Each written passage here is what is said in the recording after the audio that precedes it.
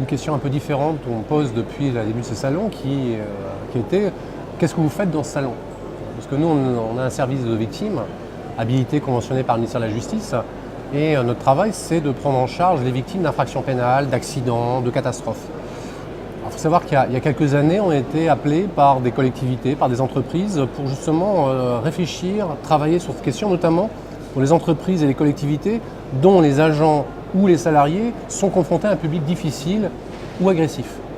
Donc on a fait des études, notamment sur la santé psychologique. Vous voyez, c'est en lien avec les risques psychosociaux, et puis aussi avec les nouvelles technologies, puisque maintenant beaucoup de salariés ont des comptes Twitter, professionnels ou des réseaux sociaux professionnels, et ce n'est pas sans incidence sur leur travail au quotidien et les dangers et les conséquences pour l'entreprise et pour eux-mêmes.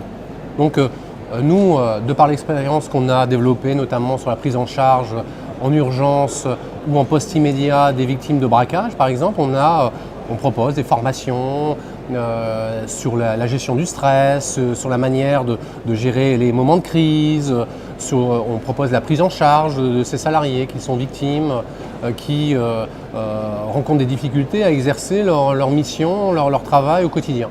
On organise au mois de juin des assises sur ce sujet, les cyberdélinquance, en tout cas confiance numérique et cybervictimes. Aujourd'hui, on a l'impression qu'il n'y a pas forcément une prise en compte, une prise en considération par les entreprises, par les collectivités, des dangers du numérique. En plus, aujourd'hui, quand on parle de cybercriminalité, il faut savoir de quoi on parle. Est-ce que ce sont des infractions classiques par le biais des nouveaux médias, ou est-ce que c'est une nouvelle forme de criminalité? Nous, quand on nous saisit, on nous dit écoutez, il y a des échanges entre salariés qui sont déroulés, qui ont entraîné tel ou tel problème, on ne sait pas comment gérer ça, on a du mal à communiquer en interne parce qu'effectivement il y a un certain nombre de messages qui viennent perturber, distordre le message officiel.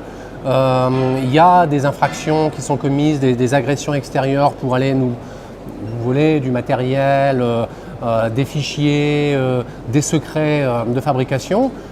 Comment on peut répondre à ça? Comment on peut se protéger? Donc les questions qui nous sont posées vont dans beaucoup de directions. Je vais faire un petit peu une comparaison qui est un peu, peut-être pas le plus opportune, mais on est un peu comme au moment de l'automobile, il y a un peu plus d'1 siècle.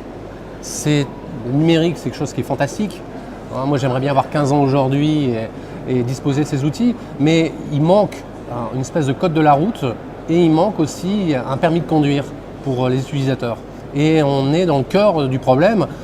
Tout ce dont je parle, effectivement, ça a été un peu montré au FIC il y a quelques mois, qui s'est déroulé ici, et on s'aperçoit que notamment sur les risques psychosociaux, c'est à la connexion aussi du numérique.